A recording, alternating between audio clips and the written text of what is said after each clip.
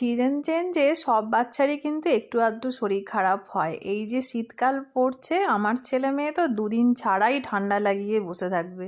আর দেখবেন সর্দি জ্বর মুখে কোনো কিছুই খেতে ভালো লাগে না, সে ছোটই হোক বা বড়ই হোক। তাই আমি খুব চটজলদি চিকেনের এই স্টুটা বানিয়ে ফেলি।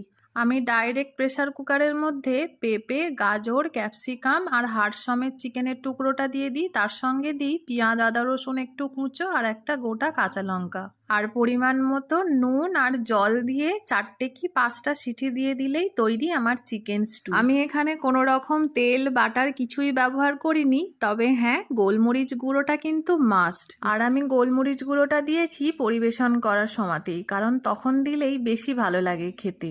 অনেকেই অনেক রকম সবজি দেয়, তবে আমার ছেলেমেয়ে যেগুলো পছন্দ করে আমি সেইগুলো দিয়েই তৈরি করেছি।